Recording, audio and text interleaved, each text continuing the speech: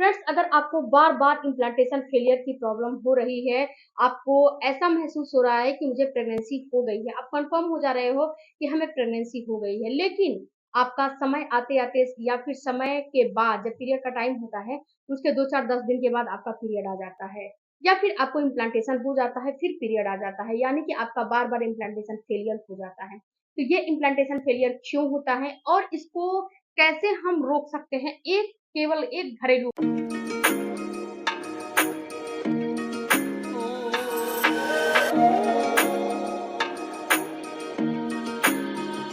Detail में मैं आपको यही समझाने वाली हूँ कि एक उपाय से अपने इम्प्लांटेशन फेलियर को कैसे रोक सकते हो। सबसे पहले बात करते हैं फ्रेंड्स कि इम्प्लांटेशन फेलियर कहते किसे हैं, ये कैसे होता है। तो देखो फ्रेंड्स, होता क्या है कि जब आपको प्रेगनेंसी हो जाती है, अंडा और स्पर्म मिल जाते हैं, तो यहाँ पे क्या होता है कि जब आपका अंडा फर्टिलाइज हो जाता है, तो अंडा आपके फ्लिपियन ट्यूब से निकल के आपके यूट्रस में धंसने के लिए जाता है। तो वहां पे होता क्या है कि वहां पे धंसने के लिए आ रहा है, तो कई रीजन से आपका इम्प्लांटेशन फेल होता है। सबसे पहला तो रीजन ये है कि जो बच्चा आपका यूट्रस में आ रहा है धंसने के लिए, तो यूट्रस में एक एंडोमेट्रियम की दीवार तैयार होती है। अगर ये एंडोमेट्रियम की दीवार की जो थिकनेस होती है 8-9 mm से ऊपर नहीं है, तो ये यहाँ पे नहीं धंसेगा। ज्यादा आपका मोटाई हो गया है उसका, तो उस रीजन से भी ये धंसता नहीं है। दूसरा काम है फ्रेंड्स कि अगर आपके जो अंडा है, ये अंडा अगर आपका कमजोर रहेगा, अगर आपको कमजोर अंडे से प्रेगनेंसी हो गई है, तो ये क्या होता है कि बच्चे में हार्ट बीट नहीं आती है, धड़कन नहीं आता है, और भी कई रीजन होते हैं जो कि आपको परेशान करते हैं और आपका बच्चा मिसकैरेज के फॉर्म में बाहर निकल जाता है।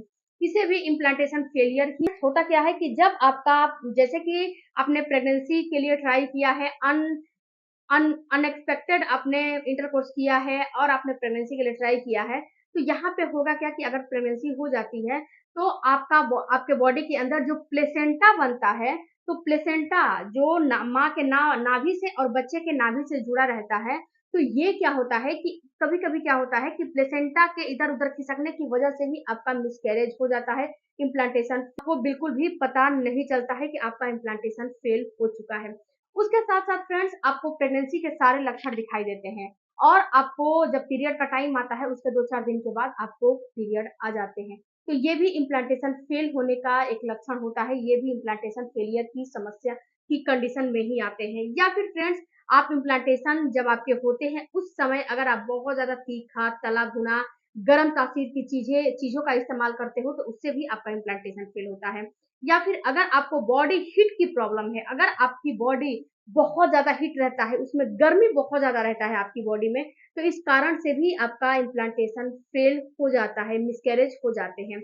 उसके साथ साथ फ्रेंड्स, अगर आपने वजन का काम किया है, वजन का सामान उठा लिया है, या फिर आप जो है घरेलू हाउसवाइफ हो और आपको बाहर जाने की कोई भी जैसे कि लत नहीं है, आदत नहीं है, और आप उस समय इम्प्लांटेशन के समय बाहर वगैरह चले जाते हो, तो इससे भी क्या होता है कि कभी कभी आपका इम्प्लांटेशन फेल होने का संभावना बढ़ जाता है, इससे भी आपका इम्प्लांटेशन फेल हो जाता है। तो ये इतने सारे रीजन की वजह से इम्प्लांटेशन फेल होता है। उसके बाद फ्रेंड्स, कुछ अंदरूनी रीजन भी होते हैं, जैसे कि पॉलिप हो गए, फाइब्राइड हो गए, या फिर आपको जो है एंडोमेट्रियस की प्रॉब्लम हो गई, या फिर आपको जो है पीसीओडी पीसीओएस की प्रॉब्लम हो गई। इन सारे कंडीशन में भी आपका इम्प्लांटेशन फेल हो जाता है और आपको पता नहीं चलता है। अब बात करते हैं फ्रेंड्स कि जब आपको बार बार इम्प्लांटेशन फेल होते हैं, तो उसके लिए आपको क्या करना है। तो देखो फ्रेंड्स, अगर आपको बार बार इम्प्लांटेशन फेल होते हैं, तो सबसे पहले आप ये चीज नोटिस करो कि ये इम्प्लांटेशन फेल क्यों हो रहे हैं। अगर बॉडी हीट की वजह से हो रहा है, तो गोंद कतीरे का इस्तेमाल करो। इससे क्या होगा कि आपकी बॉडी बिल्कुल ही उसमें ठंडक जो है बनी रहेगी और आपकी बॉडी हिट नहीं होगी। गोंद कतीरा एक ऐसा चीज होता है फ्रेंड्स कि आपकी बॉडी को हिट होने से बचाता है। दूसरा फ्रेंड्स, सौंफ के पानी का इस्तेमाल करो। सौंफ का पानी आपको बहुत ज्यादा फायदा करता है। आप पीरियड से लेके इम्प्लांटेशन तक या फिर अगला पीरियड आने तक इन जो है आप लगातार इस्तेमाल कर सकते हो, ये कोई भी आपको नुकसान नहीं करेगा। इसमें ऐसे प्रॉपर्टीज पाए जाते हैं जो कि आपके जो एंडोमेट्रियम की दीवार है उसकी थिकनेस भी सही करने में काम करते हैं, अंडे की भी क्वालिटी सही करने में काम करता है। इसका जो तासीर है थोड़ा ठंडा होता है, जो कि आपको बॉडी हीट में भी जो है प्रॉब्लम हो रही है बॉडी हीट की, उसमें भी काम करता है। तो गोंद कतीरे का भी इस्तेमाल करो छाछ के साथ, और इसका भी इस्तेमाल करो, सौंफ के पानी का भी इस्तेमाल करो।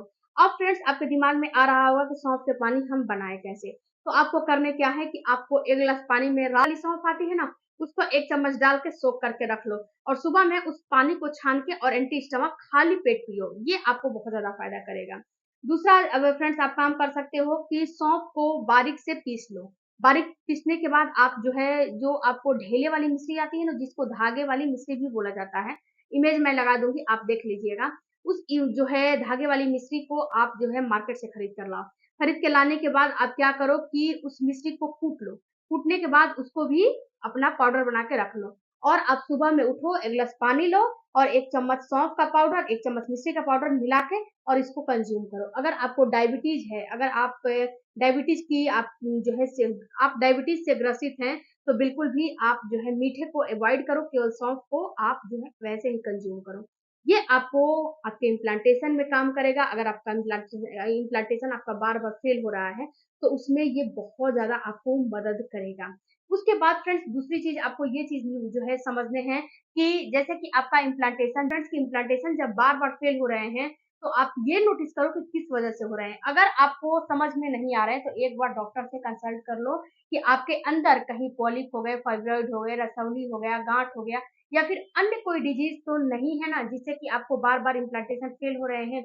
या फिर आप अपने अंदर झाँको कि आप कोई मिस्टेक्स तो नहीं किए थे ना, कोई गलतियाँ तो नहीं किए थे ना, जिससे कि आपका इम्प्लांटेशन फेल हो गया है।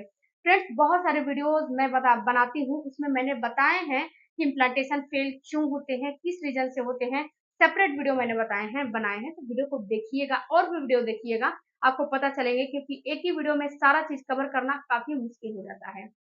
उसके साथ-साथ फ्रेंड्स आप थोड़े एक्सरसाइज करें, बैलेंस डाइट लें, बहुत ज़्यादा ओवर एक्टिविटी मत करें, स्ट्रेस फ्री रहें, बहुत ज़्यादा स्ट्रेस नहीं लेना चाहिए, आपको बहुत ज़्यादा खिंचाव वाले एक्सरसाइज नहीं करने चाहिए। ये सारे काम बंद कर दोगे तो आपका इम्प्लांटेशन फेल कभी नहीं होगा। तो फ्रेंड्स वीडियो अच्छा लगे तो चैनल को सपोर्ट कीजिएगा। मिलती हूँ अगले